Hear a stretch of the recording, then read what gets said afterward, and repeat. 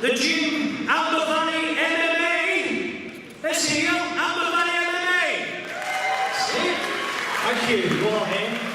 Of course, please show your appreciation for Adrew Castledine. Where? I've got to check them, put the VAS on now. Yeah, I'll get them as they come out first. No music.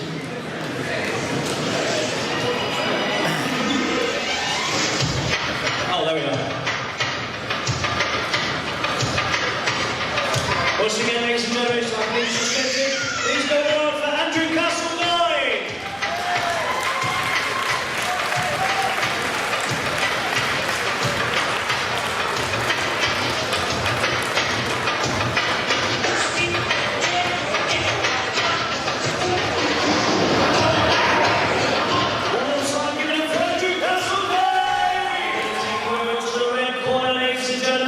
It's from the gym, WFC-UK, let's see ya! He weighs in at 83.6 kilos. Please show your appreciation for Joel Haythorn!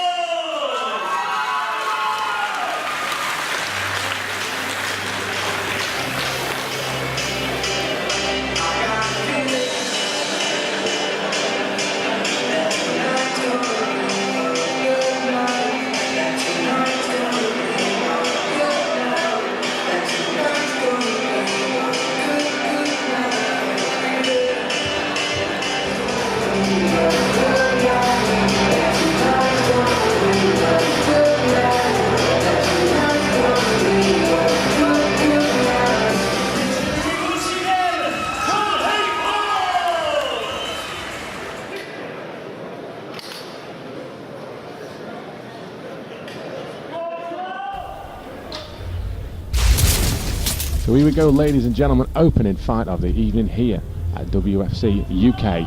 We have Adrew Castledine in the black shorts, fan out of the blue corner, taking on Joel Haythorn in the longer black trunks in the red corner, and clinch up early and a nice takedown there from Haythorn, who ends up on top early, Dave. Yeah, he's got that sort of judo scarf control up there and inside control quite high. Might be looking for a head and arm here, Ben.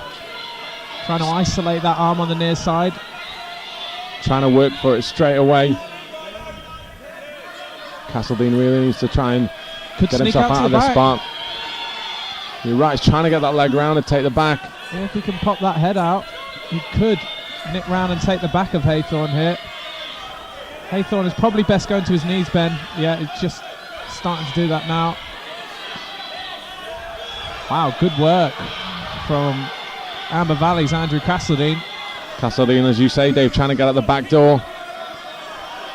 Haythorn holding on to that head, maintaining that top control, but like you say, got to be careful of the legs coming around from the other side. Could easily be swept into a much less advantageous position. Yeah, Casledine's done well there to regain half guard and can start to build a base now and look to regain that full guard at some point, because he was in quite a precarious position for a time there.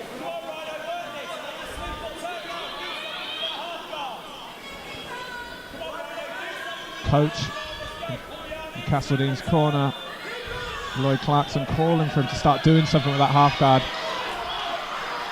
And half guard, a position we've seen traditionally, Dave, that a lot of fighters very comfortable with working. You can really sit and post, but once straight through the side control again is Haythorn looking to land some short shots. But once again, you see, Dave, as you pointed to earlier, that's the danger. If Castledine can free himself from the back and get clear that head, he could quite easily sweep round and take the back. But good control thus far from Haythorn.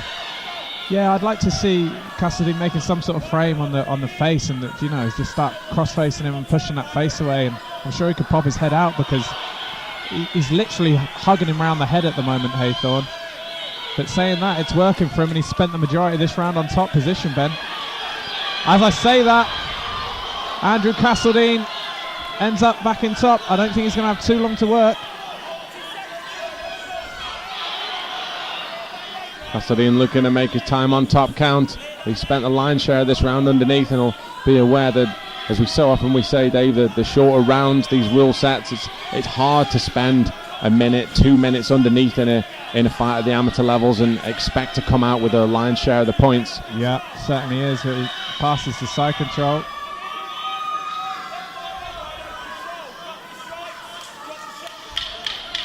As the 10-second clacker goes, probably best first just to get some busy with some strikes here.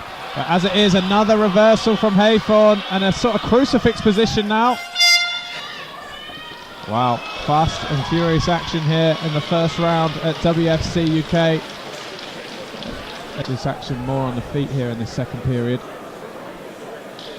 Very interesting, like you say, that the stand-up pedigree of the coach often you see dictates on how the fighters will come out and what they prefer. You said about Lloyd Clarkson, famously went the distance with Tom Watson way back in the day, so a real tough guy, and it rubs off on his camp. You see the guys who come in want to try and emulate that. And as we see the start of this round, it's Haythorn who's pushing the pressure, pushing the action. He's got his man up against the cage, and this really is a real grinding element to the fight game, Dave. Yeah, and the credit to Haythorn, Ben, because he's staying very busy with the knees. I mean, how often do we see guys just pressing their opponent up against the fence and you know, not doing a whole lot with it? It's almost, you know, we've seen fighters like Cathal Pendred back in the cage where he says, you've got to stay busy with the knees. Oh, and I say that gets the takedown now and lands straight into mount. Bad position early on in this second round for Andrew Castledine. Castledine's trying to tie his man up, but really needs to try and, as we can see his corner say, you're only going to be able to hold him for so long, and you're surely not going to warrant a stand-up, especially not from such an experienced referee as Leon Roberts, so you have to just pick your spot and try and explode through it. It looks like he's done now. Haythorn's got to be careful of slipping off the back, but then he's established that right hook again and managed to get his balance. Yeah, probably best stuff going to it. Well, he's flattened his man out now, Ben. Looking to try and lock the rear naked choke in. Harder to hit with these, at least a little on the chin there. Harder to hit with these amateur gloves, Dave. Yeah. There's a lot more things that can get in the way. But abandoning that choker, what I like from Haythorn is the first thing he thought of was re-establishing that position, which shows a great maturity for an amateur fighter. Absolutely. I mean, often at this amateur level you see guys that will slip off the back and then suddenly you're in guard, and as we mentioned before, with these short rounds that could be enough to lose it for you. Credit to Castledine trying to get out of the back. Of course, no twisting leg lock, so he wasn't able to dive on anything there. Now we're back in this familiar pattern in this fight. The Pride UK's Joel Haythorn in top position now. Side control might look for the arm here, Ben. Steps over the mount very nicely. Surely's going to look to posture up. Tries to land a few shots in there, but another reversal. The triangle. Straight into the triangle choke, though. He's got to be careful. Haythorn's attacking with that.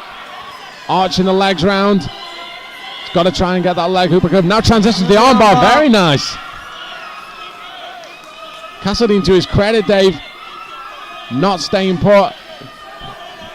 Pushing down with that arm there, David. Yeah, just a bit shallow maybe, I think, because that looked really taut for one period. I think the elbow must have just been the wrong side, because that looked some great danger there for Andrew Castledine. What a tough guy, Ben, coming out of Amber Valley MMA, because, yeah, Haythorn had him in all sorts of problems.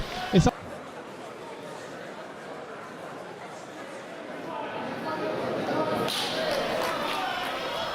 well, Castledine coming out, throwing some leather straight away. A nice 1-2, and now follows in with the knees. And Haythorn replies with a 1-2 down the middle.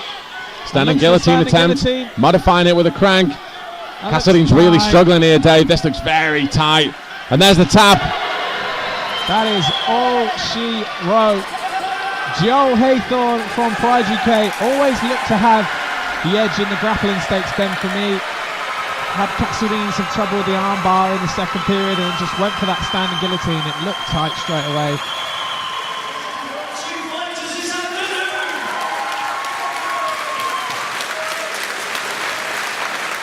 Well, I believe we have one winner, ladies and gentlemen, by guillotine submission. Please show your appreciation for Joel Haythorn!